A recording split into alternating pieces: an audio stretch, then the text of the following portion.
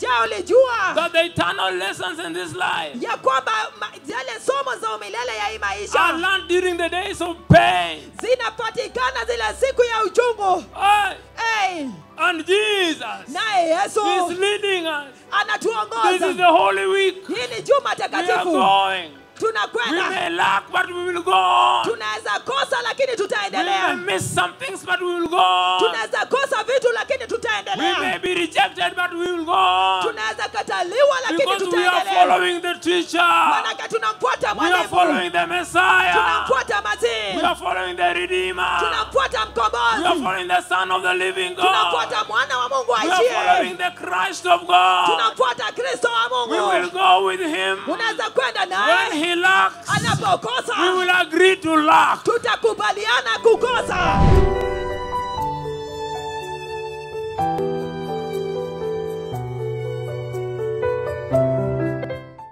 The title of my message Na mada ya ujumbe wangu, is a Holy Week.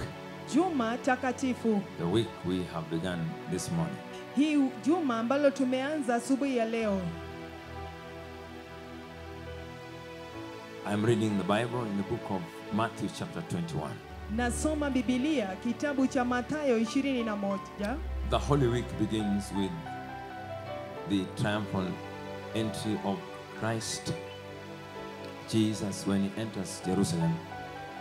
Juma Takatifu inaanza katika kuingia kwa ukuu wakati Yesu Kristo alipoingia The Yerusalemu. first day Siku ya kwanza of that week, ya hilo juma, the week we have entered into.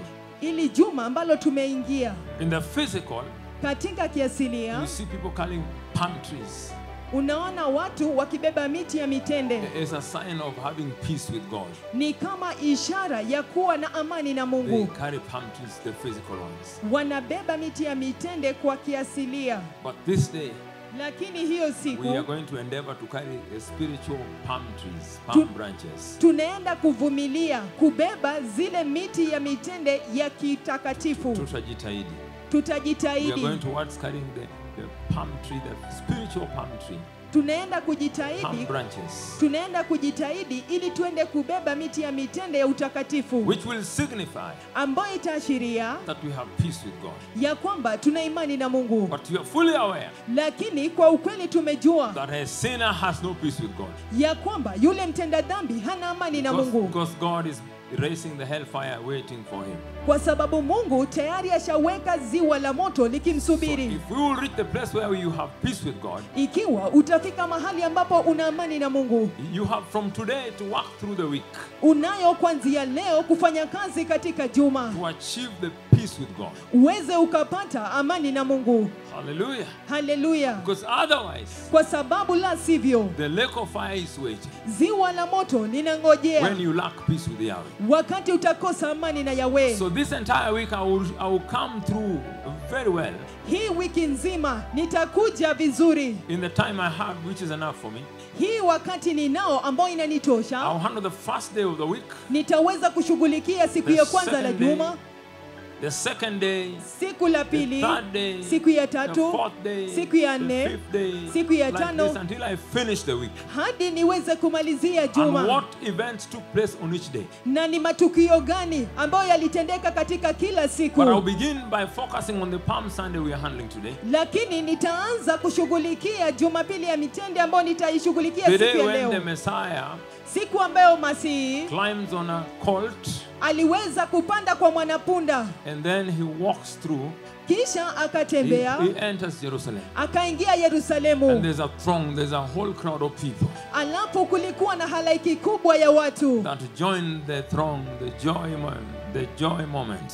waliweza kuungana naye katika ile nafasi ya furaha, And they carried palm trees as they entered. wakabeba miti ya mitende walipoingia. But a big majority of them Lakini wengi wao did not have peace with God. hawakukuwa na amani na No, Mungu. not at all. Hapana, They carried the physical palm trees, walibeba miti ya mitende ya but they did not kiasilia, have peace with God. lakini hawakukuwa na amani na Because Mungu, when we track them kwa sababu tunapowafuatilia and we follow them until the fifth day, tuweze kuwafuatilia hadi siku ya tano, then you find they have all rejected Jesus. unapata kwamba wote wamemkana You Yesu. cannot reject Jesus Hauwezi kumkana Yesu and have peace with God. nawe ukapate amani na Because Mungu. Jesus is God himself. Manake Yesu ni Mungu So mwenyewe. come with me in a very sequential manner. Nifuateni katika mfululizo, So that we want to follow Jesus kwa sababu tunataka kumfuata Yesu every step through the week.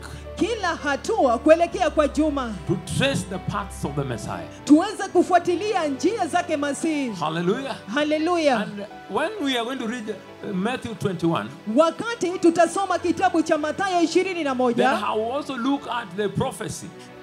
basi pia nitatafuta unabii, The prophecy that spoke about the first day of the week. ile unabii ambayo ilinena kuhusu siku ya kwanza la And who juma, spoke it? na nani ambaye aliunena, And how many years ago did he speak it? na ni miaka ngapi zilizopita I alizonena. will endeavor to look at that. Nitavumilia kupitia hapo, Because the church must now grow to another level. kwa sababu kanisa lazima sasa likue katika kiwango Must kingine, mature. lazima kikoma. Verse 1 it says, Mstari wa kwanza unasema, as they approached Jerusalem walipokaribia Yerusalemu and came to Bethphage wakafika Bethfage on the Mount of Olives, katika mlima wa Mzeituni, Jesus sent 2 disciples, ndipo Yesu akawatuma wanafunzi wake wawili, saying to them, akawaambia, go to the village ahead of you, nendeni katika kijiji kilicho mbele yenu, and at once you will find a donkey tied there. nanyi mtampata punda amefungwa hapo. He doesn't send them to a city. I don't know why. Hajawatumwa kwenye jiji, sijui ni kwa sababu gani. And he says in verse 3, Anasema katika mstari wa 3, no, not yet. He said, go to the village ahead of you, nendeni katika kijiji kilichoko mbele and at yenu, once you will find a donkey tied there nanyi mtampata punda amefungwa hapo with a colt by her. na mwanapunda pamoja naye, Untie them. wafungueni. Very mighty. Kuu sana. And bring them to me. Na mniletee. If anyone says anything to you, kama mtu yeyote akiwasemesha lolote, if anyone says anything to you, kama mtu yeyote akiwasemesha lolote, tell her. mwambieni. Mwambie huyo dada. Mwambie huyo dada. Tell him. Mwambie huyo ndugu. That the Lord needs them. Kwamba Bwana ana haja nao. Hallelujah. Hallelujah. If you were the one who loves Jesus very much, ikiwa wewe ni yule ambaye anampenda Yesu sana, then you quickly understand na kwa wepesi unaelewa that Jesus is looking for them, not one. He's looking for them. He's not business. He's looking for them. Yesu anawatafuta, hatafuti mmoja, anawatafuta. And he will send them right away. Naye atawatuma papo hapo. He will send them right away. Atawatuma papo hapo. Now, sasa 528 years. Miaka 528. Or if you go back a bit, 530 years. Ikiwa utarudi nyuma kidogo ni miaka 530. Before Jesus came. Kabla kuja kwake Yesu. This event that took place on day 1 of the Holy Week. Hili tukio ambalo lilitendeka katika siku la kwanza la Juma Takatifu Was prophesied. Ilikuwa imetabiriwa. This event. Hili tukio was prophesied. Ilikuwa imetabiriwa 528 to 530 years. Before. Yapata miaka 528 ama 530 kabla kuja kwake Kristo. You can imagine. Unaweza kuwazia. That prophet. Huyo nabii. The grandson of Iddo. Yule mjukuu wa Iddo. I-W-D-O. Mjukuu wa Iddo. You can imagine. Unaweza kuwazia. The grandson of Iddo. Yule mjukuu wa Iddo. God Almighty. Mungu mkuu mwenyezi. Opens his mind. Anafungua nia zake. And he sees events which are going to take place 528 years ahead. Anaona matukio ambayo yanaenda kutendeka miaka 528 kule mbele. That is the way I want it. You are looking at me very well. Hivyo ndivyo naitaka, mnanitazama vizuri. He's able to see 528 years ahead. Anaweza kuona miaka 528 pale mbele. And present a clear picture Naye anaweza kuwasilisha taswira ambalo liko wazi of the events that will take place. ya hiyo matukio ambayo yanaenda kutendeka. His grandfather, Edo, Babu yake Ido is holding his hands ameshika mikono yake before the prophecy was pronounced by him. kabla ya huo unabii kupeanwa naye. He's holding his hands. Anashika mkono wake. They are coming back from Babylon. Wanakuja, wanatoka Babiloni. They are in the first group that returned from Babylon to Jerusalem. Wao ni kikundi cha kwanza ambao walirudi Yerusalemu kutoka Babiloni. And the grandfather is holding his hand. Na babu amemshika mkono wake. They are getting back to Jerusalem. Wanarudi Yerusalemu After 70 years of captivity. baada ya miaka 70 ya kushikwa mateka. That means he was born where? Inamaanisha kwamba He was born in alizaliwa Babylon. wapi? Alizaliwa He was Babiloni. born in Babylon. Alizaliwa Babiloni. A Jew born in Babylon. Alikuwa Myahudi aliyezaliwa Babeli. So as they are heading back, Walipokuwa wanarudi, you want to note one thing about that family. unataka kujua kitu kimoja kuhusiana na hicho That familia. was a priestly family. Ilikuwa ni familia ya kikuhani. Which means basically, Inamaanisha kimsingi, this grandson of Edo, huyu mjukuu wake Ido, he is essentially a priest. yeye kimsingi ni kuhani. So he must have known the Jewish practices in regard to priestly service. Lazima alijua sheria na matendo ya Kiyahudi kuhusiana na ukuhani. Only that Ya kwamba tu he had never served in a complete temple. hajawahi kufanya kazi, hajawahi kuhudumu katika hekalo ambalo liko kamilifu. Because there, Manake kule in Babylon, Babeli there was no temple. hakukukuwa na hekalu. The Babylonians were idol worshippers. Wale wa Babeli walikuwa wa kuabudu sanamu. So they are coming back Wanarudi with the grandfather holding his hands. na babu akimshika mkono, And the grandfather, Edo, naye mjukuu Ido, let me just call him Pastor Edo. wacha tu nimuite mchungaji So Ido, that is a priestly line. kwa sababu huo ni ukoo wa Pastor kuhani. Edo Mchungaji Ido is not aware yeye hajajua that the one he is holding here ya kwamba yule ambaye amemshika is hapa a prophet of God. yeye ni nabii wa Mungu. He is both a priest Yeye ni kuhani and also a prophet. na pia ni nabii. Of course, a prophet is a higher office. Na hata hivyo nabii ako katika afisi ya So he juu. began with the priestly office. Anaanza na afisi ya kuhani, And sooner than later, alafu karibuni, then his prophetic office is made clear, very clear. na sasa afisi yake ya kiunabii inafanya uwazi. When they are leaving Babylon, Wakati wanaondoka Babeli, Cyrus is the king. Cyrus ndiyo mfalme. Cyrus is the one reigning when they are leaving Babylon. Cyrus ndiye anatawala wakati wanatoka Babeli, And he releases them. anawaachilia. And the duration when he is prophesying, Na katika ule muda ambaye anatoa unabii, Cyrus eventually dies Cyrus hatimaye anakufa back in Babylon, kule Babeli, and Success takes over. na kisha Success anachukua usukani. And all of you know about Success and the way he was involved in Queen who? Esther herself in the Bible. Nyinyi wote mnafahamu jinsi mfalme Success alikuwa anahusishwa na malkia Esther kwenye Biblia. Now look at this. Sasa tazama hii. So the pastor, Na basi mchungaji, Edo is his name. Ido jina lake, His grandson mjukuu wake eventually becomes a prophet. hatimaye anafanyika kuwa nabii, Because a prophet is born a prophet. kwa sababu nabii anazaliwa kuwa nabii. He could come from a certain family line. Angetoka katika familia fulani, And people look at him and say, oh, this man, this woman. watu wangemwangalia waseme, huyu mwanamke, huyu And mwanaume. the time comes Wakati unatokea, when God now begins to reveal to him what is coming ahead. Mungu anaanza kumfunulia kile ambacho anaona. I'm simply preparing you for day one.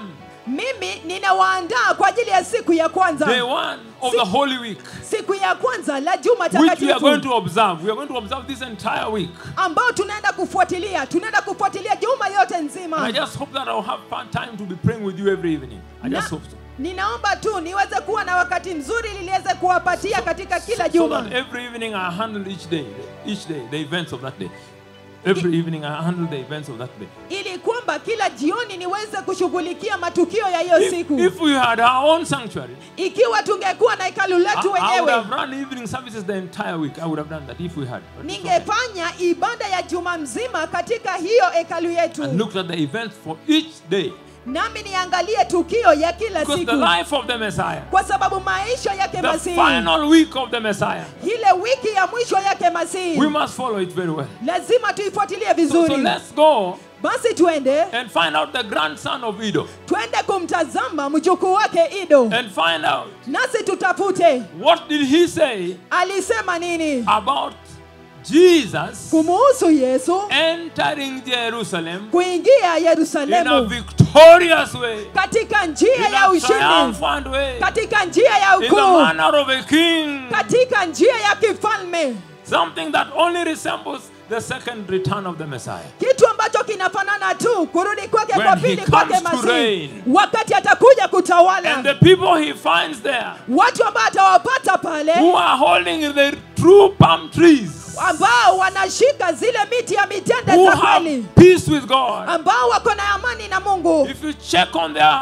foreheads, Ikiwa utatazama paji the zao, Holy Spirit has already written, Roho Mtakatifu tayari ashaandika holy unto the Lord. mtakatifu kwa Bwana. If you find those people, Ikiwa utapata hao you watu, find that they have beaten their body. utapata wamepiga mili zao, The way the Bible says, jinsi Biblia that inavyosema, I beat my body, nitalipiga mwili wangu that it may submit to God. ili kwamba ikajitishe kwa Mungu. Let us go to Zechariah chapter 9. Wacha tuende kwenye kitabu cha Zekaria Then mlango wa you 9, understand na basi utaelewa that the grandson of Edo, ya kwamba mjukuu wake Ido his name is Zechariah. jina lake ni You Zekaria. now understand. Sasa And unaelewa. in Zechariah chapter 9, Kitabu cha Zekaria mlango wa we are 9, going to look at verse 9 tunaenda kutazama mlango wa so that 9 we understand. ili kwamba tupate kuelewa 530 years miaka 530 before the Messiah comes, kabla kuja kwake he Masihi, has already seen the events. tayari yeye ashaona matukio Shocking indeed.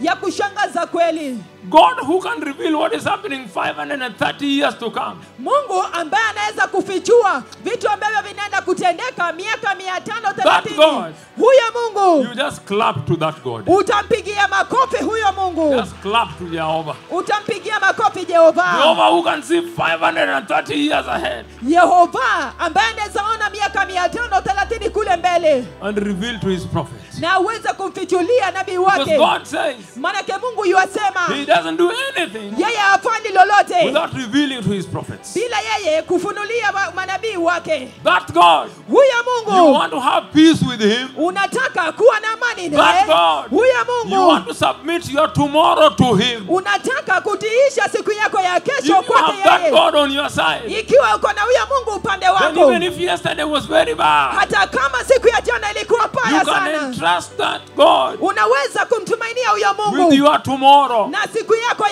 You can kesho. remove yourself from your own keeping Unaweza jiondoa katika mahali pako pa kujihifadhi, and then deposit yourself alafu ukaweze in the kujiwekeza hands of that God katika mikono ya huyo and Mungu, tell him, Lord, ukamwambie Bwana, just as I am, jinsi nilivyo I come to you. naja kwako, Wash me. nioshe, I am filthy. mimi ni I mchafu, need help. nahitaji You usaidizi. know my tomorrow. Unajua siku yangu ya You can kesho. submit to that God. Unaweza kujitiisha kwa huyo Mungu. Now, Sasa if you check in the Bible, ikiwa utatazama kwenye Biblia, this prophet Zechariah, huyu nabii Zekaria, his contemporary, yeye kwa yule kimsingi, mtu wa rika yake, huyo mtu wa rika yake, nabii yule wa rika yake, yule nabii wa rika is yake Haggai. ni Hagai, And for both of them, na kwa wao wote their prophecies unabii wao was encouraging the Jews to rebuild, the people of Judah, ilikuwa inahimiza wa Wayahudi, Yuda. watu wa Yuda to rebuild the walls of Jerusalem and the city of Jerusalem and the Kukarabati. temple of Jerusalem. Kukarabati kuta pamoja na hekalu ya Yerusalemu. Hallelujah. Haleluya. Can we go to verse number 9? Je, tuweza enda kwenye mstari wa 9? We are in the Holy Week. Tuko katika juma And if takatifu. there is a week you want to be holy so that you can extend it on into eternity, then it is this week. Ikiwa kuna juma ambao unataka kuwa mtakatifu ili uendeleze maisha yako hadi umilele, basi ni hili juma. Yes. Ni hili juma. If there is a week Ikiwa kuna you want juma to beat your body unataka kuupiga mwili wako and say no to sexual sin, na useme hapana kwa dhambi ya then the uasherati, Holy Spirit enters you na Roho Mtakatifu and akuingie carries you through the week and beyond the week, then it is this week. akubebe katikati ya juma na hata zaidi ya juma, basi ni hili juma. Verse 9. Mstari wa 9 And he says, anasema, the title, if you are having NIV, says, mada yake ikiwa uko na tafsiri ya NIV the inasema coming of Zion's King. kuja kwa mfalme wa Sayuni. Hallelujah. Haleluya. So, Zechariah, he Zekaria saw the coming of Zion's King. aliona kuja kwake kwa mfalme wa He Sayuni. saw the coming of the King of Jerusalem. Aliona kuja kwake kwa mfalme wa Yerusalemu. Hallelujah. Haleluya. However, we know Lakini that tunajua the King of Zion ya kwamba mfalme wa is the Sayuni King of the whole earth. yeye ndio mfalme wa ulimwengu wote He's nzima. the King of kings. Yeye ndio mfalme wa We wafalme. know Jesus. Twamfahamu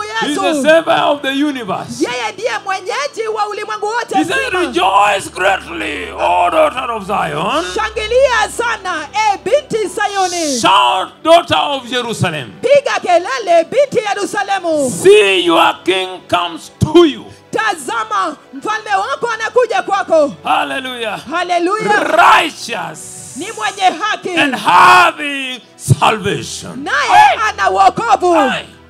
Aye. Ai, He says, see, your king comes to you. anasema tazama mfalme wako Righteous. anakuja akiwa mwenye haki, Righteous. akiwa mwenye He haki. comes to you righteous Anakuja kwako akiwa mwenye and haki, having salvation. naye ana He's wokovu. carrying salvation. Amebeba He wants to wokovu. give whomsoever, Anataka kupatia mtu yeyote, whoever is ready. yeyote aliye tayari. Said, see, your king comes. Anasema tazama mfalme wako Said, anakuja. oh, daughter of Zion, Binti Sayuni, shout, piga daughter kelele, of Jerusalem. binti wa Yerusalemu. See, Tazama, your king comes to you, mfalme anakuja kwako, righteous ni mwenye haki, and having salvation. naye ana wokovu. Hallelujah. So Haleluya. he gives the full details of Jesus Christ as the Redeemer. Anapeana vipenge vyote vizima kama Yesu Kristo akiwa He mkombozi. presents Jesus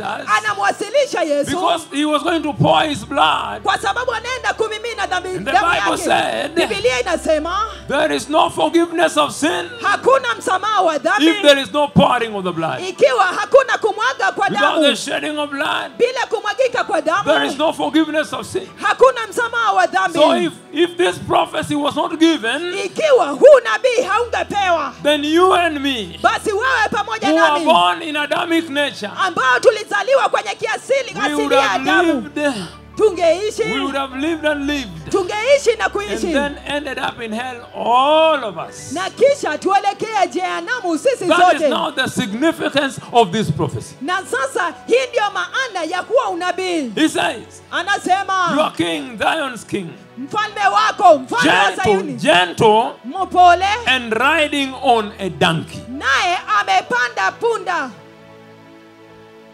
How many years before? Miaka mingapi hapo kabla? 500 and Miaka 530. he has seen ahead Ameshaona mbele that he will come riding on a donkey. ya kwamba atakuja akiendesha punda. Wow. And we are living in the days Nasi tunaishi kwenye siku of other prophets. ya manabii wengine, 2 other prophets kwa manabii wengine who are able to see. ambao wanaweza kuona. And they said that is going to be a healing service. No. They see people in lab coats and what? And then eventually when that day reaches, 4 cripples, I mean it's 4 lame, and what? It is fulfilled. Tunaishi kwa manabii hawa ambao wanaona ibada ya uponyaji kabla ya kutendeka, wanaona watu wamevalia lab coat, na hiyo siku ikifika unaona viwete wawili, viwete watatu, viwete wanne wakitembea. They see Menengai 7 coming. Wanaona Menengai ya 7 ikija. They say many cripples. Wanasema viwete wengi. They see many cripples. Wanawaona viwete wengi. And we are wondering, where are those cripples? Nasi tunashangaa hao viwete wako wapi? Then by the time Menengai 7 ends, Wakati huu Menengai ya 7 inaishia, 77 cripples have been raised. viwete 77 wameinuliwa. 77. Viwete 77 wameinuliwa. 77. 77. 77. Na Menengai pia ni 7. Na Menengai pia ni ya 7.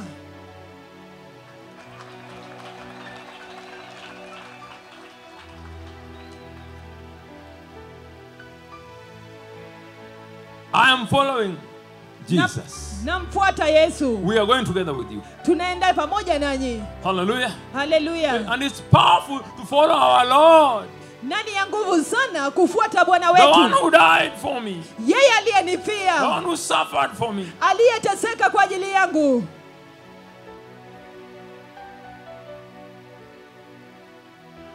He says in verse 10, Anasema kwenye mstari wa 10, I will take away the chariots from Ephraim nitaondoa magari ya vita kutoka Efraimu and the war horses from Jerusalem, na farasi wa vita kutoka and the Yerusalemu, battle bow will be broken. nao upinde wa vita utavunjwa. He will proclaim peace to the nations. Atatangaza amani kwa mataifa. His rule will extend from sea to sea and from the river to the ends of the earth. Utawala wake utaenea kutoka bahari hadi bahari na kutoka mto Frati hadi mwisho wa dunia. He says in verse 11, Anasema kwenye mstari wa as 11, for you, kwako wewe, because of the blood of my covenant with you, kwa sababu ya damu ya agano langu nawe, as for you, kwako wewe. already Zechariah is seeing the blood of Jesus poured. Tayari Zekaria anaona damu ya Yesu ikimiminwa. He says, as for you, Kwako wewe, because of the blood of my covenant with you, kwa sababu ya damu ya agano langu I'll nawe, free your prisoners from the waterless pit. nitawaacha huru wafungwa wako watoke kwenye shimo lisilo na He is maji. already saying Tayari yeye that people anasema will be rescued from hell watu wataweza kuokolewa because kutoka of the jehanamu blood of Jesus. kwa sababu ya damu ya Yesu. That's why I said, Hiyo ndio sababu in the nasema Holy Week, katika juma takatifu God is literally rescuing people, transferring them from hell into heaven. Mungu kimsingi anawasaidia watu, anawahamisha kutoka jehanamu kuelekea mbinguni. Verse 12 it says, Mstari wa 12 anasema, return to your fortress, O prisoners of hope.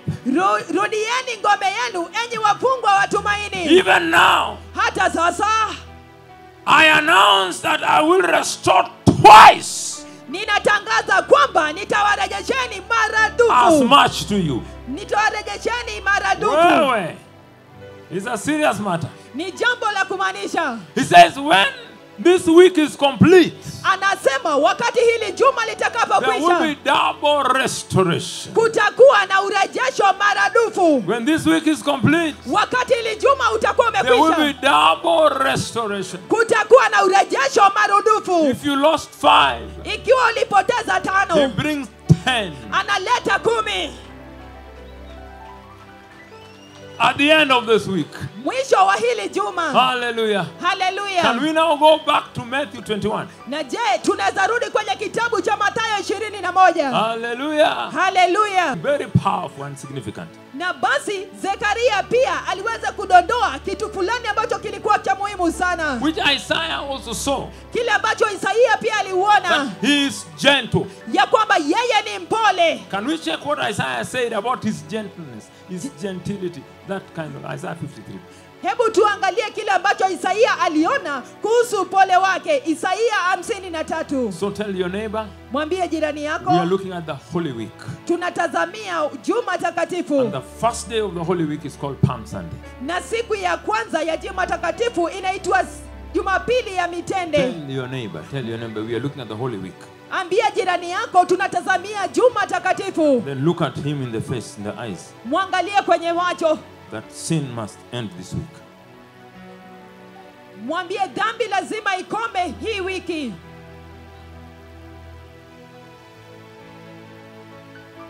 Don't expect an answer from him or her. Usitarajie jibu kutoka yeye wa kike ama wa kiume. He says, Anasema Isaiah 53. Isaia 53.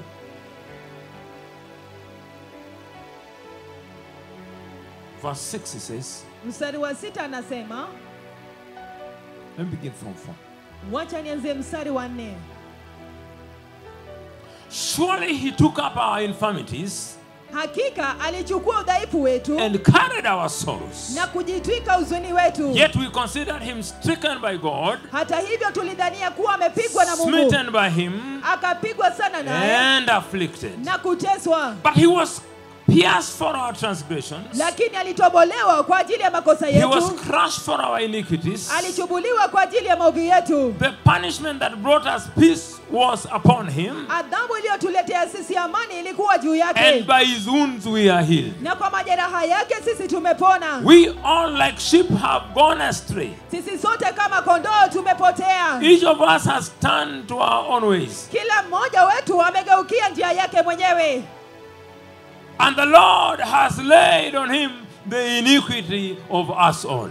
Naye Bwana aliweka juu yake maovu yetu sisi sote. So it is God's effort, Na basi ni juhudi zake Mungu. it is God's effort Ni juhudi za to Mungu carry your sins kubeba dhambi zako and lay on Jesus. na kumwekea Yesu. But you must be ready to release your sins. Lakini wewe lazima uwe tayari kuachilia dhambi In other zako. words, you must be ready to confess your sins. Lazima uwe tayari kuzikiri dhambi The zako. process of confessing your sins Na hizo mchakato wa kukiri dhambi zako releases your sins to God, zinaachilia dhambi zako kwa Mungu that he may carry your sins ili kwamba akazibebe dhambi zako and place upon the na Messiah. akaziweke juu yake Give Masihi. a clap to Jesus because he carried your sins. He Pigia carried Yesu my sins. makofi kwa sababu alibeba dhambi zangu, akabeba dhambi zako. Even this evening, he's ready to carry my sins. Hata jioni ya leo yuko tayari kubeba Now, dhambi zangu. the gentility of Jesus is described in verse 7. Lakini ile upole wake Yesu inaelezewa mstari wa 7.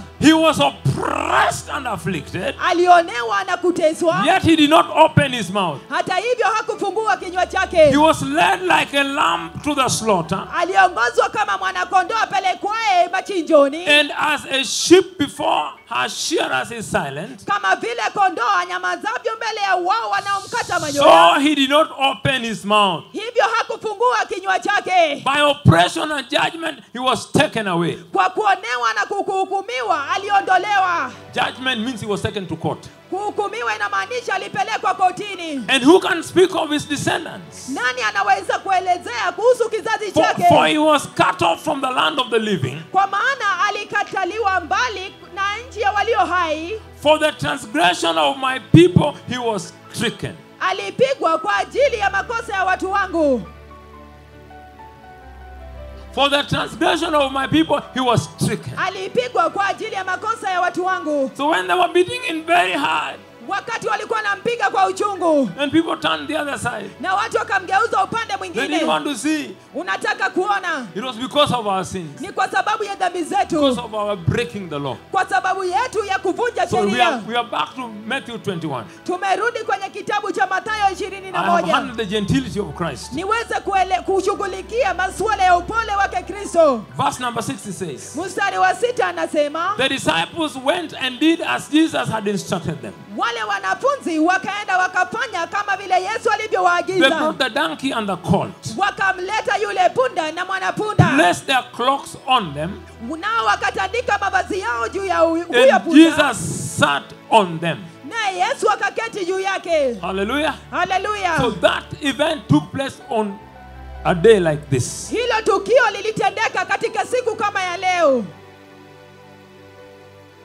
Today. Leo. Today. Leo. When Jesus began the journey to Calvary, Wakati Yesu alianza ya safari kuelekea Kalvari, he's heading to the place of the skull.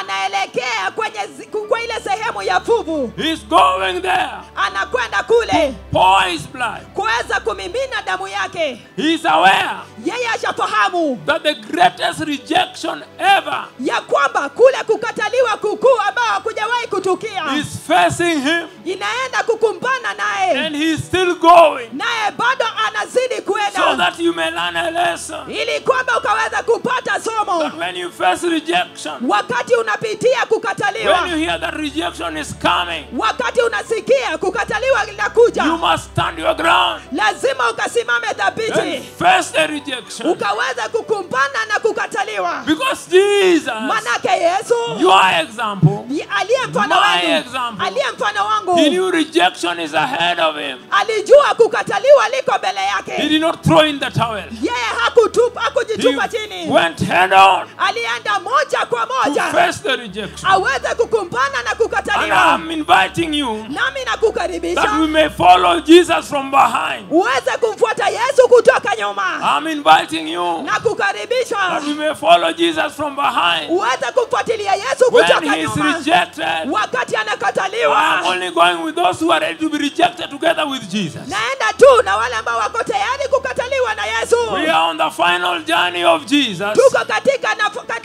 safari ya mwisho na Yesu. 3 years are coming to an end. Miaka mitatu zinafika kimokomo.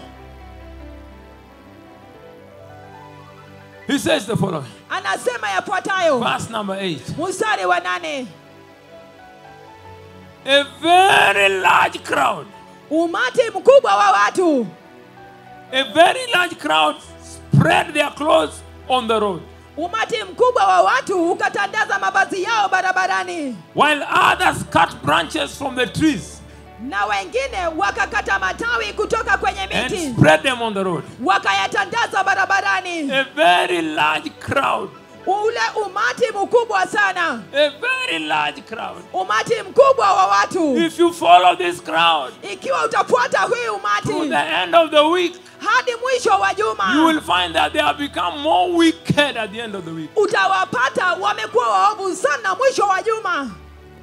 And I want to invite you on this journey, Nataka kuwakaribisheni kwenye hili that safari. as we go together, Tunapokwenda pamoja, well, the others will become more wicked at the end of the week. wakati wengine watakuwa wakatili sana katika mwisho wa Come juma. along with me, Kuja pamoja nami, so that you do the reverse, do the opposite, become more holy, more righteous, more blameless by the end of this week. wewe kuja pamoja nami ufanye ile ya mbadala, ukakuwe mtakatifu mwenye haki katikati ya juma. Agree to be rejected with Jesus. Uweze kukubali kukataliwa naye Yesu. A very large crowd, Kile umati mkubwa wa watu, that you may be totally separated from the crowd. ili uweze kutengwa kamilifu na umati wa watu. Verse 9, he says, Mstari wa 9 the anasema, crowd that went ahead of him ule umati wa watu uliomtangulia and those that followed shouted, na ule uliomfuata ukapiga kelele, Hosanna to the Son of David. Hosana mwana wa Daudi. Hosanna to the Son of David. Hosana kwa mwana wa Daudi. Hosanna to the Son of David. Hosana kwa mwana wa Daudi. Blessed is he who comes in the name of the Lord. Amebarikiwa yeye ajaye kwa jina la Hosanna in the Bwana. highest. Hosana juu Hosanna to the mbinguni. Son of David. Hosana kwa mwana wa Daudi. Hosanna to the Son of David. Hosana kwa mwana wa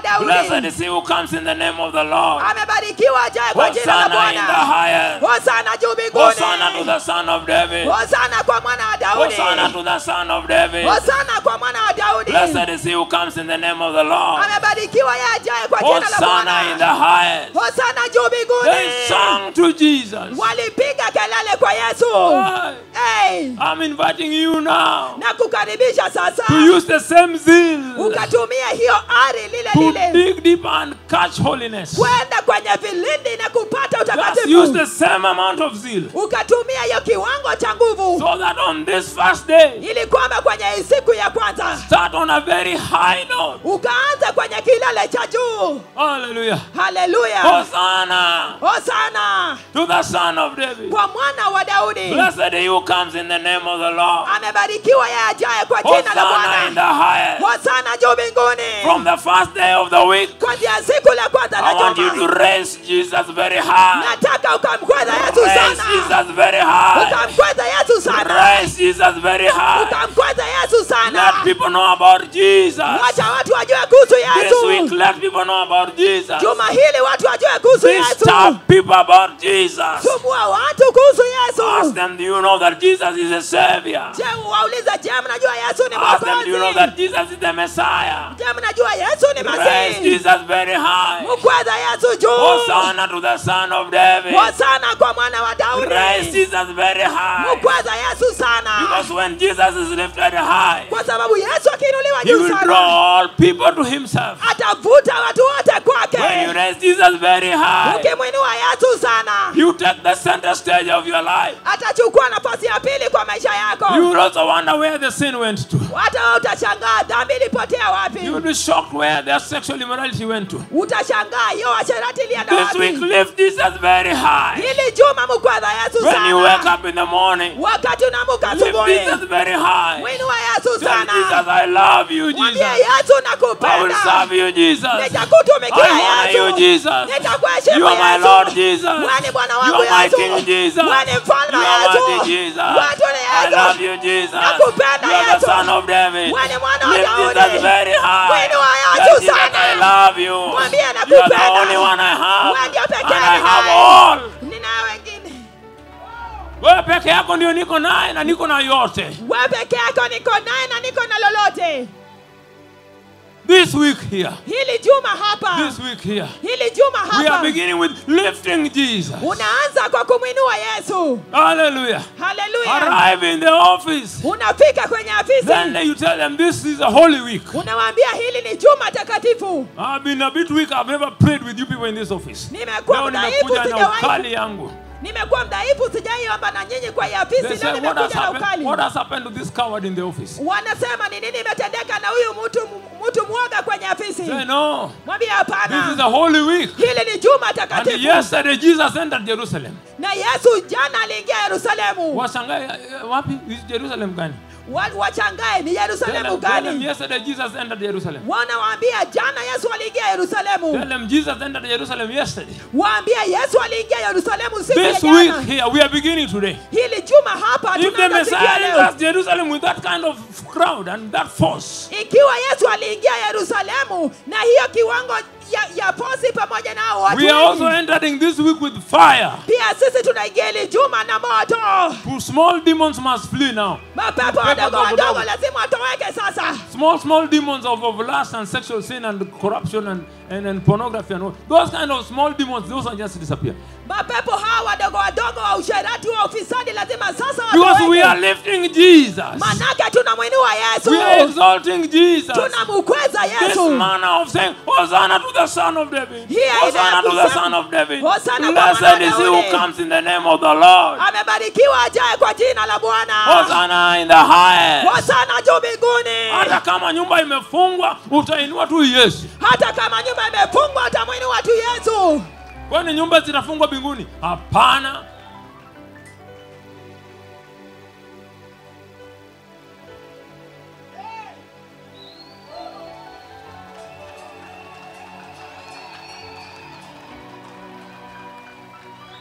The Holy Week we have begun today. Juma takatifu tunaanza siku ya leo.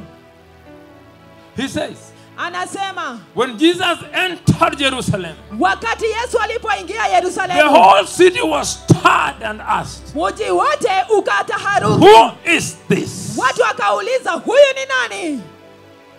Hallelujah. Haleluya. That's what is going to happen Hilo ndilo linaenda kutendeka this week. juma hili. This week, Juma hili everywhere you enter, kila mahali people unapoingia must ask, who is this? lazima watu waulize huyu ni nani? Who is this? Huyu ni So the nani? Bible says, greater is he who is in you. Biblia inasema ni mkuu ni yule aliye ndani So yako. they will not see the Jesus in you, Kwa sababu hawezi kumwona Yesu aliye ndani but they will yako, see you lakini watakuona wewe entering with authority. ukiingia na Even mamlaka. if you are going to sell your sukuma wiki, vegetables and onions and tomatoes, Hata kama unaenda kuuza sukuma wiki, vitunguu pamoja na nyanya, you are just arrived there. wewe umefika tu And pale, before you lay your things, you make a prayer there. na kabla wewe kuweka vitu vyako chini unafanya They maombi. say, huyu mama leo akona moto kali. What is the problem? Anaomba hadharani hapa. What is wrong with this woman? Wanasema nini mbaya na huyu mtu? Huyu mama leo ako na moto kali sana. Then at the end of the day, Mwisho wa siku they find that you have sold all your things, your tomatoes, onions, kila kitu unauza. watapata umeuza kila kitu. Umeuza nyanya, umeuza vitunguu, umemaliza kila kitu. And because then they are used to going to witch doctors, Na kwa sababu wao wamezoea kwenda kwenye they waganga, will say that you have gone to a very powerful witch doctor. watasema umeenda kwenye mganga hodari. You tell them, no, Waambie hapana, I have gone to Jesus.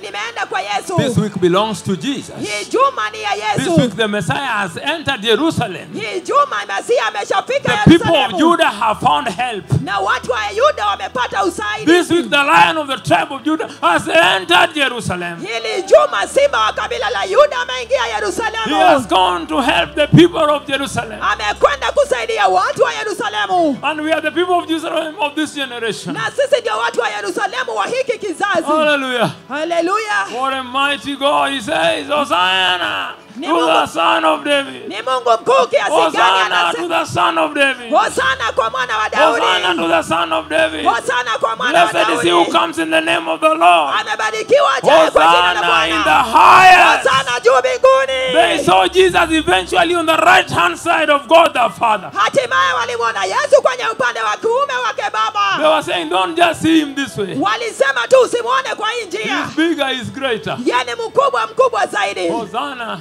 Hosana in the highest. juu mbinguni. They saw him in the highest. Walimwona juu mbinguni. Focus on me. Focus on me. Zechariah, Zekaria, the grandson of Iddo, mjukuu wake Ido, he has given a prophecy ametoa unabii that the Messiah enters Jerusalem ya kwamba Masihi anaingia and Yerusalemu. is speaking to the people in Jerusalem Naye anazungumza na watu Yerusalemu. and say, "O daughter of Zion, Anasema, binti Sayuni, see, tazama your king comes." mfalme wako anakuja.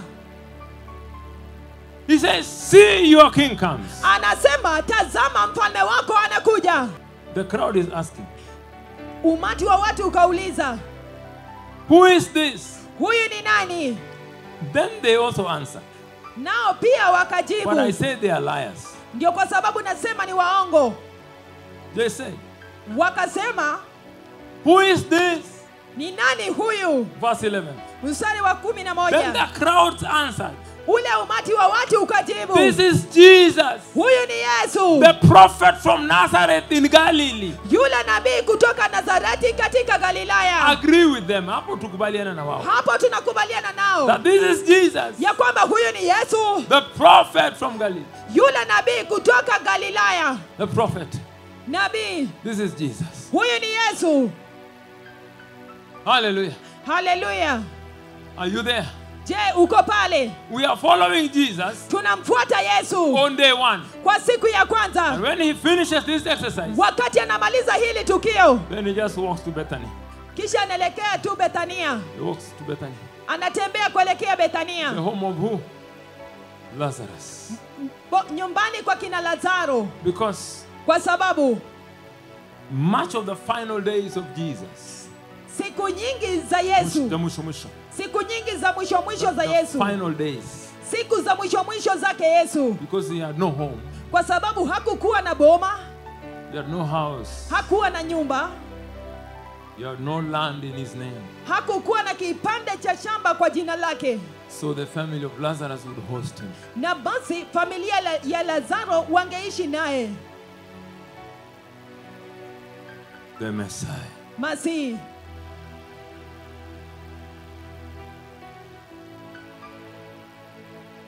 Then you see that you have a problem. Na basi unaona wewe una shida. That when your house is locked, Wakati nyumba yako imefungwa, you put on a long face. unaweka uso refu. You are not able to understand Hauwezi kuelewa that Rabbi, ya kwamba Rabii, the teacher, mwalimu, the Messiah, Masihi had no home, no house. hakuwa na boma, hakuwa na nyumba. It did not make him less. Haikumfanya awe wa chini. He went to the home of Lazarus. alienda kwenye nyumba kwa kina Lazaro. Whatever was cooked there, he ate it. Chochote kilichopikwa pale alikula. That was the end of day 1. Hiyo ilikuwa ni mwisho wa siku ya kwanza. Then day 2. Siku ya pili. Day 2. Siku ya pili. He goes back to Jerusalem. Anarudi Yerusalemu. From Bethany, he walks back to Jerusalem. So day 2. Kutoka Bethania anarudi Yerusalemu. Hiyo ni siku ya pili. I want to give a rundown, then I finish. Nataka kupeana vidokezo ninapomalizia. Day 2. Siku ya pili. He goes back to Jerusalem. Anarudi Yerusalemu. And he enters the temple. Anaingia kwenye hekalu.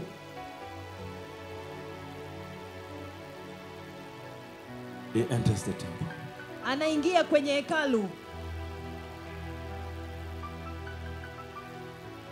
If you go down with me to verse number 12. Ikiwa utaenda chini nami mstari wa 12. So the Holy Week that we are handling, Juma takatifu tunalolishughulikia, very serious. ya kumaanisha sana. The first day, Siku ya kwanza we have looked at very exhaustively. tumeiangalia kwa upana, Plus the prophecy that spoke about it. pamoja na unabii ambao ulitabiriwa juu The yake. second day, Siku ya pili Jesus is walking back from Bethany to Jerusalem. Yesu anatembea kutoka Bethania kurudi Yerusalemu, And he enters the temple. naye anaingia kwenye hekalu. In this second day, Katika hii siku ya pili,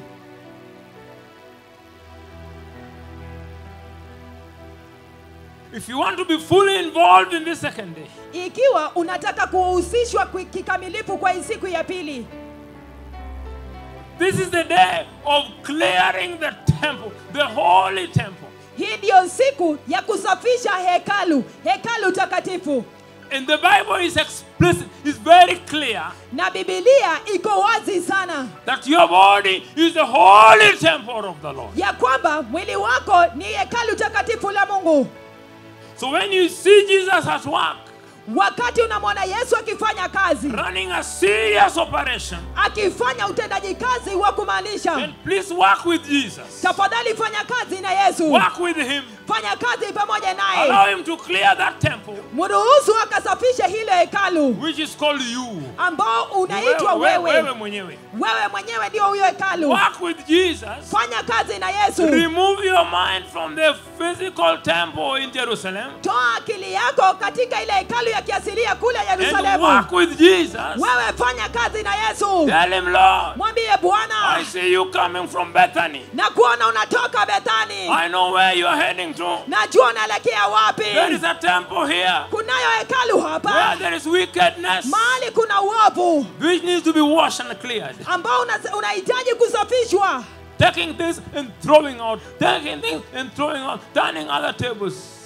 Kuchukua hii na kutupa kule nje, kuchukua hii na kutupa kule nje. I said, come along with me Nasema tembea pamoja as nami we trace the footsteps of our Lord. wakati Jesus Christ. tunafuatilia hatua za Bwana wetu Yesu Kristo. Verse number 12 it says, Mstari wa 12 anasema, Jesus entered the temple area Yesu akaingia katika eneo la and hekalu drove out all.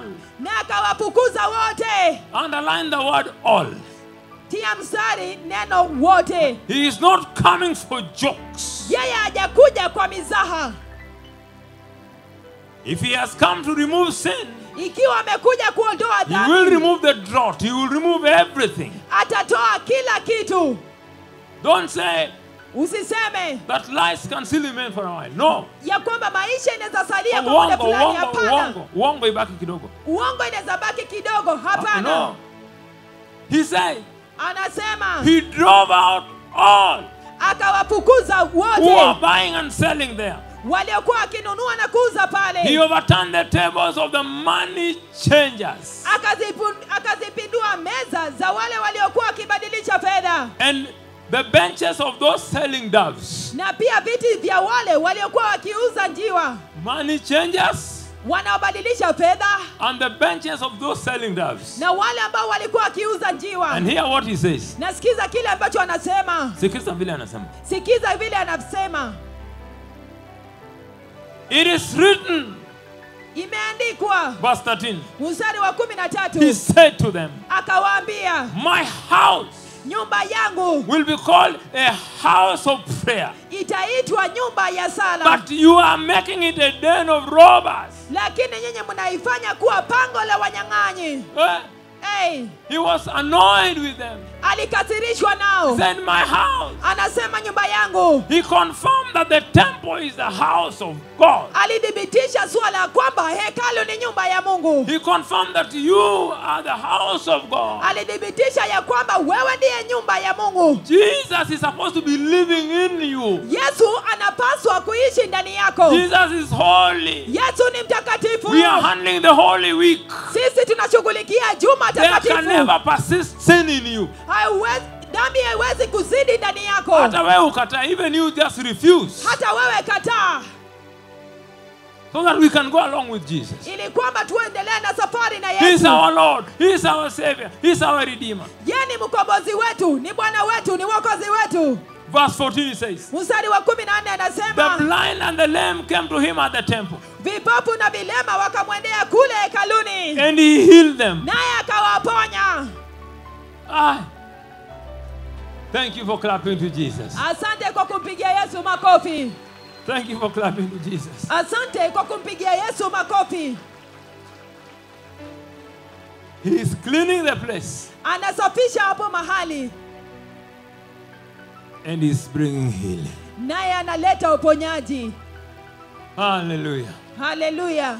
He is cleaning the place, the temple, Anasafisha hekalu, and is bringing healing. naye analeta uponyaji. Tell him, Lord Jesus, Anawasema, Bwana I Yesu, allow you to clean my temple ninakuruhusu ukasafishe hekalu and langu to heal me. na uniponye. Tell him, Lord Jesus, Mwambie Bwana Yesu, I allow you to clean this temple na kuruhusu ukasafishe hii and hekalu heal me. na ukaniponye. He hears. Anasikia. Tell him, Lord Jesus, Mwambie Bwana Yesu, today I allow you to clean this temple leo hii na kuruhusu ukasafishe hili and hekalu to heal me. na uniponye. Hallelujah. Haleluya. The Messiah. Basi This is the final week. hili ni juma la He mwisho. is finishing his journey. Anamalizia safari yake. Ai, Mwalimu, the teacher. mwalimu, Rabbi. Rabi, Rabboni. Raboni, He's at work. yuko kazini. Then in the evening, Na basi jioni, after he has finished that work, baada ya kumaliza hiyo kazi, then he's on his way, yuko njiani walking a few miles, akitembea kwa safari fulani, going to Bethany, akielekea Bethania, the home of Mary and Martha. nyumbani kwa kina Maria na Martha. They say the teacher is coming back. Wanasema mwalimu anarudi, Let's organize a meal for him. wacha tuandae chakula kwake. I don't know whether they went down with Lazarus. The Bible does not tell us. Sijui kama walirudi na Lazaro, Biblia But haijatueleza. the work they did on day 2 Lakini kazi walioifanya katika is siku ya a pili beautiful work. ni kazi rembo. They cleaned the temple. Walisafisha hekalu. Ai, Just tell him Jesus. mwambie tu Yesu. Tell him Jesus. Mwambie Tell Yesu. him Jesus. Mwambie Yesu, tazama. Look at this temple. Tazama hili Tell hekalu. him. Tell him. Mwambie. Tell him Jesus. Look at this temple. Mwambie Yesu, tazama hii This hekalu. temple needs cleaning. Hii hekalu inahitaji kusafishwa. This temple. Jesus. Look at this temple. Yesu, tazama hii There hekalu. is much sin inside here. Kuna dhambi nyingi sana hapa ndani. This temple needs cleaning. Hii hekalu inahitaji kusafishwa. Today I allow you. Leo hii I nakuruhusu. allow you to clean this temple. Nakuruhusu usafishe hii hekalu. Talk to him. Talk to him. Zungumza naye, zungumza naye. Serious. Tell him Jesus. Mwambie Yesu, I allow you to clean this temple. nakuruhusu usafishe hii There is hekalu. sexual sin here. Hii dhambi ya uasherati There hapa, are lies here. uongo hapa, There's corruption here. ufisadi hapa, There's a love of money here. upendo wa pesa hapa. There is every form of wickedness here. Mwambie kila aina ya uovu. I allow you, Jesus, to clean this temple. Nakuruhusu Yesu ukasafishe hii Because hekalu. this temple cannot burn in hell. Kwa sababu hii hekalu haiwezi kutetekea jehanamu. Thank you for talking to Jesus in that way. Asante kwa kuzungumza na Yesu Kwa njia hiyo. kwa hiyo njia. Hallelujah. Hallelujah. Day 3. Siku ya tatu. Day 3. Siku ya tatu. Jesus goes to the Mount of Olives. Yesu alienda kwenye mlima wa Mzeituni. And so you go with me Nenda pamoja nami to verse number 23. kwenye mstari wa 23. But let's first of all, before he gets there, let's look at verse number 18. Wacha kwanza tuangalie mstari wa 18. Early in the morning, Asubuhi na mapema, that's day number 3. hiyo ni siku ya tatu. As he was on his way back to the city, Yesu alipokuwa akirudi mjini, he was hungry. alikuwa na njaa. Early in the morning. Asubuhi na mapema. He's back to which city? Amerudi kwenye mji Jerusalem. gani? Yerusalemu. The teacher, Mwalimu, the Messiah. Masihi, He did not have breakfast. hakuwa na kiamsha kinywa. When you miss one meal, Wakati unakosa mlo mmoja, you feel that God has forsaken you, has abandoned you. unahisi kana kwamba Mungu amekuacha. When you miss just one meal, Wakati tu unakosa mlo mara moja, you want to believe that God has not heard your prayer. unataka kuamini ya kwamba Mungu hajasikia maombi yako. You are not able to understand Wewe hauwezi kuelewa that food is an earthly thing. ya kwamba chakula ni kitu cha dunia. The Messiah has not had breakfast. I have read it. Masihi Intention. hajapata kiamsha kinywa. Nishaisoma. Day 3. Siku ya tatu. We are on account. We are counting like that. We are heading towards day 5. He go. Tuko kwenye hesabu. Tunahesabu hivyo tukielekea hadi siku ya 7. Siku ya 5 ataenda msalabani. Siku ya 5 atakwenda msalabani.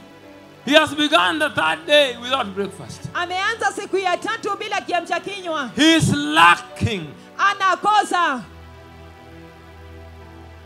He has insufficiency of the things of the earth. Amekosa vitu vya ulimwengu. So a true believer, Na basi muumini wa kweli, when he lacks, wakati anakosa, he must understand lazima that in elewe the first place, ya kwamba kwa nafasi ya kwanza, Jesus, as he walked on the earth, he lacked. Yesu alipotembea duniani pia alikosa. So that believer can now just walk strong. Ili kwamba huyo muumini pia atembee dhabiti. He must be familiar with lack. Lazima awe amezoea kukosa. He must not panic when there is insufficiency. Asiwe na wasiwasi wakati kuna kukosa. We are on the 3rd day Tuko katika siku ya 3 of our journey ya safari yetu with Jesus. pamoja na Yesu. You agreed, Unakubali, ulikubali, mulikubali that we go along with Jesus. ya kwamba tutembee pamoja na If he Yesu. has not had breakfast, we are not also going to have breakfast. Ikiwa atakosa kiamsha kinywa, pia sisi hatuwezi If he has kupata not kiamsha kinywa. complained, we are also not going to complain. Ikiwa haendi kunungunika, basi hatuendi kunungunika. We will say, today I wanted to buy, I could not buy. Unasema leo nilitaka kununua, siwezi kununua. May the name of the Lord be glorified. Na jina la Bwana liweze kutukuzwa. I went for the interview, I didn't get the job. Nilienda kwa mahojiano ya kazi, sikupata God is kazi. still seated on the throne.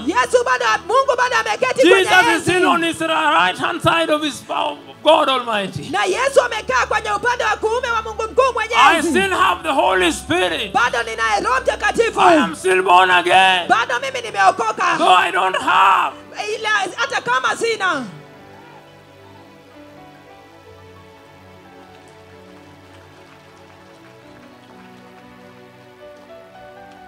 Hallelujah. Haleluya. Because Kwa sababu when Jesus lacked, wakati Yesu alikosa, then you see the prophecy that came. wewe ona unabii ambao ulifuata. A monumental prophecy came there. Unabii mkubwa sana ulikuja pale. Didn't you know Je, ulijua that the beautiful lessons in this life ya kwamba zile somo rembo sana kwa hii maisha are learned during days of lack?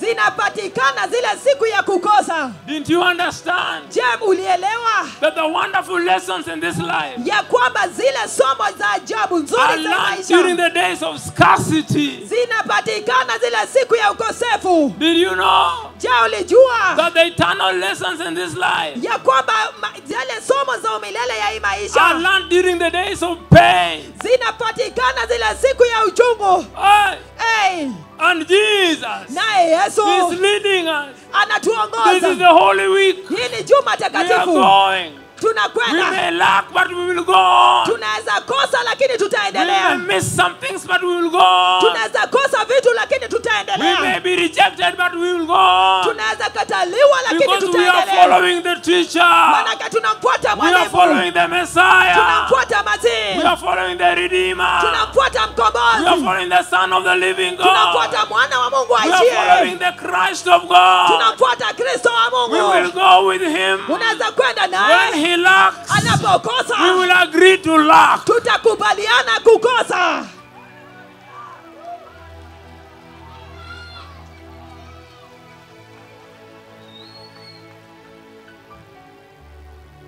Hallelujah. Haleluya. Aye. Aye. He says, Anasema seeing a fig tree, verse 19. akauona Seeing mtini, a fig tree by the road, akauona mtini kando ya barabara, he went up to it, naye akaukaribia, but found nothing on it except leaves. lakini hakupata tunda lolote ila majani. What do you get from a fig tree? Je, unapata nini kwa mtini? What do you get? What do you get from a fig tree? What is the fruit called? Oh? Olives. Right? What do you get? What do you get? You don't know. It has fruits. Inayo matunda, They are not that sweet, but they are good for health. sio tamu lakini ni nzuri kwa ajili ya afya. Different from olives. Ni tofauti From the olives. kutoka kwa ya mzeituni, But people eat them. lakini watu wanaikula. It's not the best of fruits. Sio matunda mzuri sana, But when you're hungry, lakini ukiwa na njaa you can eat food of little value. unaweza kula chakula ambacho ni ya dhamana ya chini. When you don't have, Wakati hauna, you can eat food of little value. unaweza kula chakula cha dhamana cha chini. You can just fry the vegetables Unaweza tu kukaanga mboga, and cook it ugali ukatengeneze ugali and thank God na umshukuru Mungu. when your neighbor has been frying chicken and the smell is entering your nose. Ushukuru Mungu wakati jirani amekuwa akikaanga kuku na hiyo harufu inaingia kwenye mapua yako. Say, my Lord Jesus was looking for figs. He was wanting to eat something from the figs. Unasema Fig Bwana tree. wangu Yesu alikuwa anatafuta kukula kitu kwenye mti wa mtini. So today he gives you vegetables for dinner. Wakati ile siku anakupatia mboga kwa ajili ya chakula cha And jioni, you cut the sukuma wiki and cut them. na unakatakata sukuma wiki And there is no oil to fry it. na hakuna mafuta ya kukaanga, And you can only afford a bit of salt. Usicheze na chumvi. Watoto mnamaliza chumvi kwa nyumba. There's only a little salt. na kuna tu chumvi kidogo, And salt is one of the cheapest na things. na chumvi ni kitu, ni mojawapo ya ile vitu ya But gharama ya when there chini. is lack, even salt has to be controlled. Na wakati kuna ukosefu, hata lazima chumvi But ikadhibitiwe, eat it with ugali lakini unaikula na and ugali. kneel down and thank God and say, God, I thank you. Unapiga magoti, unashukuru Mungu, namwambia That- Mungu nakushukuru. look, my God, you gave me a meal. Look, you gave me a meal. Tazama Bwana wangu, You ulinipatia gave me chakula, ulinipa chakula. Jesus, I thank you Yesu nakushukuru, that you gave me a meal today. ulinipa chakula siku ya leo. Because I don't care about what the other person has eaten. Mimi sijali kile ambacho yule mwingine amekula. I don't know where they are going to heaven or to hell. I cannot compare myself with them. Mimi sijui ikiwa wanaenda jehanamu ama wanaenda mbinguni. I Siwezi have my kujisawazisha direction. I nao. am going to heaven. Mimi niko na mkondo wangu I'm naelekea following mbinguni. Jesus. Namfuata Yesu. And I see the day he missed breakfast. Nami namwona siku anakosa kiamsha And even the kinywa. fig tree had nothing to offer him. Na mti wa mtini haukuwa na kitu cha kumpa. Hey, Hey,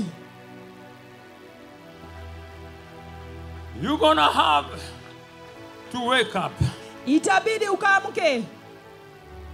Because Kwa sababu others who cannot eat that low quality food, wengine ambao hawezi kula chakula cha thamani cha chini. a man has offered to buy a chicken Mtu amejiamulia kumnunulia kuku and committed sexual sin with her. na akaamua kuingia kwa uasherati pamoja naye. And she has lost her eternity. Na huyo dada amepoteza umilele wake. But for you, Lakini kwako you have wewe said, I am ready to go with Jesus. unasema niko tayari kwenda na The Yesu. 7 days, all the 7 days, Hizo siku zote 7 we have begun from day 1. tumeanzia siku ya kwanza. I'll give you a rundown, I will complete them later. Ninawapa vidokezo wa mfululizo nitawapatia zingine baadaye. Day 4 is called the Holy Wednesday. Day Siku ya 4, day 4 4. inaitwa siku ya Jumatano ya utakatifu. It's called the Holy Wednesday. Inaitwa Jumatano ya utakatifu. That day, Hiyo siku at Lazarus' home, katika boma kwa kina Lazaro, Mary anointed the feet of Jesus. Maria akatia mafuta miguu ya Yesu. It's called the Holy Wednesday. Inaitwa Jumatano takatifu. And day 4, Na siku ya 4 that's day 4. Day 5, na siku ya 5, day 5 siku ya 5 is called the Passover and the Last Supper. inaitwa siku ya Pasaka. The Passover and the Last Supper. Pasaka na Pasaka. chakula cha mwisho cha jioni ya siku ya Pasaka. Day 6, Siku ya 6 trial, kujaribiwa, crucifixion, kusulubiwa, death, kufa and the burial on Good Friday. na kuzikwa Ijumaa Ijumaa. takatifu. Ijumaa takatifu. Ama ni Ijumaa njema. Ijumaa njema. Day 6 is called the trial. This is for trial, Kujaribiwa, crucifixion, kusulubiwa, death, kufa and burial on Good Friday. na kuzikwa siku ya Jumatano, Ijumaa takatifu, kuzikwa kwenye Ijumaa takatifu. Day 7 Siku ya 7 is Saturday in the tomb. ni siku ya Jumamosi Akiwa kwenye akiwa kwenye kaburi. and day 8 Siku ya 8 is Resurrection Sunday. ni Jumapili ya ufufuo. Rise up on your feet. Simama kwenye miguu yako.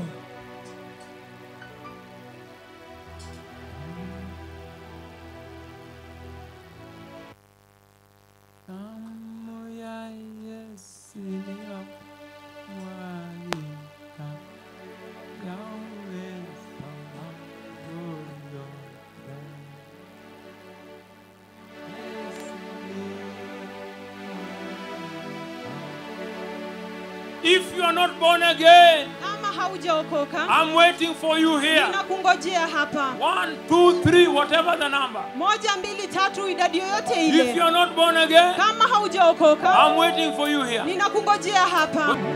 If you have always lived in sin, Kama kila wakati umeishi katika dhambi, you have never been forgiven. haujawahi samehewa, Today leo and now, na sasa hivi I will ask Jesus to forgive you. nishamuuliza Yesu I'm akusamehe. waiting for you here. Ninakungojea hapa. And if you are following us Na online, kama unatufuatilia kwenye my mtandao, number is posted there. nambari yangu imepeanwa I want pale. to receive a message from you. I will handle right after the service. Ninataka kupokea ujumbe kutoka kwako, nitaushughulikia baada ya ibada.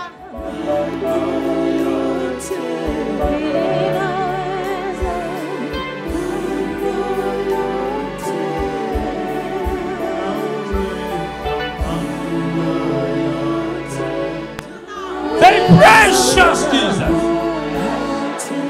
Sema Yesu wa dhamana, I am a sinner. Mimi ni mtenda dhambi. I want to begin the Holy Week. Ninataka kuanza juma takatifu. I repent all my sins. Ninatubu dhambi zangu zote. Sexual sin, Uasherati, corruption, ufisadi, lesbianism, usagaji, homosexuality, ushoga, transgender, upasuaji wa viungo vya mwili, all lies, uongo wote, visiting witch doctors, kuwatembelea wachawi. I repent of all my sins. Ninatubu dhambi zangu zote. I raise my hands to you. Na kuinulia mikono yangu To Jehovah, kwa Yehova, to Hashem. kwa Hashem. I surrender to you my life. Najisalimisha kwako Bwana wangu. Please forgive me. Tafadhali nisamehe. Please forgive me. Tafadhali nisamehe. Please forgive me. Tafadhali nisamehe. Please forgive me, Jehovah. Tafadhali nisamehe Jehova. Precious Jesus. Yesu wa dhamana, Wash all my sins. osha dhambi zangu zote And make me a new creation. na unifanye kiumbe kipya. Mighty Jesus. Yesu mkuu, Write my name in the book of life. andika jina langu kwenye kitabu cha uzima. Write my name in the book of life. Andika jina langu kwenye kitabu cha uzima. Now I know Sasa ninajua that you have written my name kwamba umeliandika jina langu in the book of life. kwenye kitabu cha uzima. And I thank you, my Jesus. Na ninakushukuru Yesu wangu. I always long for my name to be in the book of life. Kila mara ninatamani jina langu liwe kwenye kitabu cha uzima. Today, Leo you have done it. umeifanya. Jesus, you have done it. Yesu umeifanya. Jesus, you have done it for me. Yesu umenitendea. Thank you, Jesus. Asante Yesu. Thank you, Jesus. Asante Yesu. Thank you, Jesus. Asante Yesu. Thank you, Jesus. Asante Yesu. I am born again. Nimeokoka. I am born again. Nimeokoka. I am born again. Nimeokoka. I am born again. Nimeokoka. I am born again. Nimeokoka. I'm ready for the Holy Week. Niko tayari kwa juma takatifu. Give a clap unto Jesus.